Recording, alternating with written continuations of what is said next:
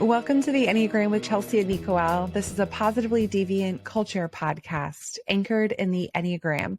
And this is the third part of our series on the type 9. Before we get into the topic for this episode, which is the paradoxes, we have a quick reminder. Every episode, I want to remind listeners that this isn't a prescriptive fixed tool, and that our conversations are designed to work with the material and the ideas in an exploratory way. So as long as I've been working with the Enneagram, my knowledge and application continues to evolve as I kind of explore and new language and framing. So that's what we're here to do, is to keep learning. Yeah, and I'm loving this partnership because I'm learning so much, of course, but also I'm bringing hopefully the perspective of those who are listening and learning to the conversation, to ask questions, to gain clarity, and to push back in areas where we don't understand or we see something else happening in the world and understand your take on it. In this particular episode, as I mentioned, we're talking about paradoxes. And so it's a continuation from the core brilliance where the opposite also becomes true. I mean, I think that this is one of our favorite segments, right, Chelsea? Because Yes. This is something I feel like is very missing, not just in our understanding of the Enneagram, but it is a framing that I use in life, is that humans are comprised of so many paradoxes. And I feel that the ultimate kind of secret parts of reality and truth exist also in paradox. And so here we are kind of looking at like, what does this mean in terms of each type? And so what it really is it's the inversion of the best. So how each type, the brilliances of each type, when they're misused, because we're all imperfect. So we're all misusing our brilliances and our strengths and the things that we're gifted to do, especially when we're under stress, they become the opposites. And this is the paradox. So all of these brilliances that we discussed in the first episode on nines about their ability to be transcendent and connected to essence, and, how everything belongs, and this deep ability to have acceptance and presence and right, all these things. Well, we can go through each one and we can see how that becomes the opposite. Yeah, I mean, I think the first one that stands out to me, which, by the way, a quick note, I'm always very interested in people's desire to type themselves and type others. And we've talked previously about how this can be very challenging, because if you're looking at a type and noticing, wait a minute, that's not a 9 quality. That's the exact opposite of the 9. That's actually potentially a hint that you're located in a space where all of these things can be true in the same person at the same time. And it goes back to the overusing of the strengths and how that becomes a misapplication. So that's just a reminder from my perspective about the complexity. And as you're looking at people and experiencing people and locating your own type, that it's not so cut and dry. There's a lot happening all at once. And I think the paradoxes help us understand not only what some of the outward expressions of these types look like, but also where it's coming from. And so I know a big behavior that we often hear linked to 9s is this kind of sloth-like apathy. And I would just classify it as full withdrawal. And so if we talk about presence and being transcendental and being whole, then the opposite is true. Then this is just sort of this disengagement. One, it's a great reminder that, the whole point of the Enneagram is trying to locate what's invisible and not look at the behaviors or what is visibly apparent, right? So 9's drive to reach this connected state requires a lot of internal capacity, attention, and energy. And so simultaneously, 9s can not go there. Again, the paradox. So what that means is when 9s are not connected and not present. And so we can just start with the lack of presence. 9s actually struggle with presence. So even though it's their core gift of, like I noted in the first episode, where 9s can show up and when they're absolutely connected and present and located in themselves, this is almost a supernatural experience that they provide everyone else around them. When they're not connected and not present, there is this It's almost this strange resistance, and it's a disassociative state. And nines struggle with this. Nines can be easily disassociated, easily pop into their heads and exit the world, exit the physical world and go into a realm of make-believe and imagination and daydreaming, and spend a lot of time there as a way to escape reality. And so here's the paradox, right? When at their best, be super present in order to navigate that which is real, and have the ultimate capacity for everything to belong, that they can simultaneously in moments be completely disintegrated from that and not be present at all. So much so where it often looks like nines are falling asleep, where they will be sitting there and others around them will be like, hello, is anyone there? Because they're physically present and yet they're not at all present. And so that's what this part of a paradox for nines looks like. It feels the same counterbalance where it's like this quiet, calm, passive, but it's still like a stubbornness and a resistance through withdrawal. And I find that very interesting because nothing they're doing is overt or externalized necessarily. It's always this kind of quiet and subdued perspective, but we're still able to see the duality of that. And I think, daydreamers, that kind of label that we've given to some people kind of fits this perspective of just kind of wrapping up, getting cozy, pulling back, and like not wanting to deal with the reality of the world. Yeah. And let's be clear that this is more of an internal, emotional place. It's a mischaracterization to think that all nines are calm and passive and chill. There are many nines who are not at all, that can be very engaged and social and loud and partiers and, the life of the party. So what we're talking about here is an internal state. And the source of this internal disassociation is that it requires a certain kind of emotional work that doesn't come easily to nines. That's like a reservoir of energy that nines get depleted of very easily, more easily than the rest of us actually. But it's not a mental energy. It's not a physical energy. It's an emotional energy that is drained quickly for nines. And when you speak to nines, they're very aware of this. They're very aware that they lose energy very quickly for the relational things, the more emotional things, less intellectual, less physical. And so that's at a point when they feel depleted that they have to exit, withdraw, or disassociate, depending on, how disintegrated they are in an instance, right? So that is one point of clarification.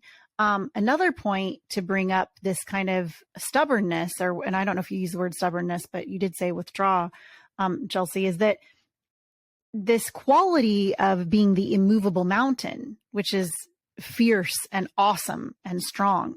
The paradox is when there's nothing that is requiring an immovable mountain in a moment. Yeah. So nines, actually, one thing that is less understood about nines, or less seen, is that they are actually the most stubborn of all 9 types. They don't seem like it though. So nines can seem easy breezy. They can often appear, like we've said, to go with the flow. In reality, they can dig in and be more stubborn than the rest of us. It's just not visible. It's not apparent. They're not obviously taking a stand. They're just not moving. And this is the same quality of the immovable mountain, right? So it's misapplied, and it's more of a circumstantial thing. When there's moments where an immovable mountain is so necessary and needed, and then there's moments where, okay, we need to be moved. We need to be able to be engaged and moved and change, and nines will dig in and not at all move. All right. That's interesting. What's another paradox? Another paradox is the relationship that nines have with resistance and anger, which is in the same space of stubbornness, because nines actually at their best, will flow, as we've discussed, right? They'll hit the correct balance between being the immovable mountain and flow. And that gets upset in the paradox where they'll be stubbornly fixed when they should be moving, and they'll flow when they should be confronting. So this piece of confrontation is that nines, their average or worst state, will avoid conflict. And yet the very thing that they're designed to do is to create peace. And there is no peace without engaging conflict. So this is a very interesting paradox here, because nines will trick themselves into a state of peace by avoiding anything that could disrupt the peace. But that isn't true peace. True peace is when you have to resolve the conflict. And so this is a very interesting place to work with nines, is that nines at their best will engage every moment. And they're the perfect person to engage conflict because they're the most objective. They have the least amount of bias, and they're logical and fair and have the least personal agenda. So they are the most equipped to actually create, instigate peace and to resolve and repair. And yet when they avoid any of these moments, they're being the worst person to help create peace, because they're just stubbornly going to avoid all conflict. In order to do that, they have to lose their presence, because they have to ignore the conflict. They have to not see it, and they have to lose contact with others, with themselves, with the circumstance. We talked a little bit about energy earlier, and like the energy even to plan something, it has to come from a reservoir. And you talked about how theirs isn't that deep. I definitely see this. And I think maybe that's mapping out to a future episode about them being misunderstood. But you created the lens of emotional energy versus an actual, physical energy to like do something or plan something. Do you see a parallel there, or how would you expand on that? Yeah, I think that this emotional reservoir is available when nines are connected to themselves and connected to what we're calling essence, or, source. When nines are connected to this kind of quality of essence and source and connected to themselves, they're able to tap into this reservoir, because that's where the reservoir exists ultimately. And so the capacity is very high when they're present and connected. As soon as they lose contact, though, it is gone. And nines struggle with finding the energy and the reservoir in which to engage all of the, shit and problems of life. And so what will happen in an average state is they will disengage, because they will become overly committed to comfort and a sense of peace rather than true peace. And they'll just need to escape. And so all of the qualities of escape tend to be the very opposite of what presence is. So, we have the ability to understand how all things belong, and acceptance will turn to resistance and stubbornness, right? And their ability to be objective and the least amount of bias, they'll get very fixated on being judgmental and critical, even though no one will know it, right? It's very internal. So, this is the flip, right? This is what the paradox reveals, is that it's the same place from which all of these qualities emerge. So do the destructive parts of our nature for each type. Yeah. And going back to the core brilliance, like, oh, it's so inspiring. We're so lucky to have nines in our world and in our lives. And then the opportunity when it's missed is so potentially devastating. And this is not unique to the nines. This is for all types, where you can just see the magic that can happen. We talked about them just being able to walk into a room and not have to do anything, and put people at rest and at ease and be heroic in a sense. But that requires walking into the room, right? And like being there and like being fully embodied and very present. I guess that's the challenge. That's the life task, is to aim at being integrated and healthy in that state. That is the challenge. And that's the reason why we talk about the paradox, is because it is the spectrum from which each of us live inside. The best can be misused and actually be the most destructive opposite. And so, and it's important to understand how each one of us does that. I liked when you kind of like started mentioning a couple of them back to back, just like the look and feel and the flavor of many of these dualities, where anything we're using to describe the nine and their core brilliance can also be, flipped. I think that the most secret spot of the paradox for the nine is in this relationship to peace and conflict, and how nines will trick themselves into avoiding conflict as the experience of real peace when it's not. And the path to peace is through engagement, through presence, through courageously confronting. And nines at their best can do this. And yet it is so easy to do the opposite. And most nines are actively avoiding conflict when the very thing they're designed to do in the world, and so much a part of their existential job, is to engage and confront that which is not as it should be, and is not aligned and is out of harmony, in order to put it in its right place. And we desperately need nines to help us do this, because they are the best. And then how paradoxical and ironic it is when it's the thing that they avoid at all costs. And they're seeking wholeness. So they see like opportunities for everything to have its place, versus sort of trying to like civilize the world or create justice for those who can't advocate for themselves. I know there's so many nuances and flavors here. So nines are designed to create existential peace. That's not easy. And peace actually is complicated in the way that true peace means that everything has a potential to have its place and belong. And then also to rid that which doesn't belong, which is more extreme, and, that needs help and support, right? So this is why we need all nine types and all of us to achieve such insanely impossible tasks. We can't dismiss like how complicated peace is when you are dealing with millions, or billions of people who all have their own perspective, their own needs, their own agendas, and all the politics that creates, and the stresses that creates, not just on individuals and communities and provinces and countries, and right, but also for the planet. And nines tend to be pretty connected to all of the forces of reality, not just humans and relationships, but also to nature and the disruptions and the problems that a lack of harmony creates for the world in which we depend on. So it ends up being something wildly expansive and easily to be overwhelmed by.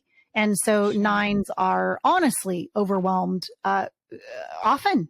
I mean, come on, humans. Yeah. It's not difficult to be overwhelmed. I'm really glad we got to this point, because I think each type is burdened with their existential job in the world. And as I was doing some research and reading through some really great writing on the Enneagram, when it comes to the nine, this was Richard Rohr, he was writing about, traveling into all these villages and Africa and the Philippines and all these places, and like so many nines there. And there was a notion that like we were all nines until other needs got in the way, right? Like the need for security and the need for all these other, jobs that we have in the world.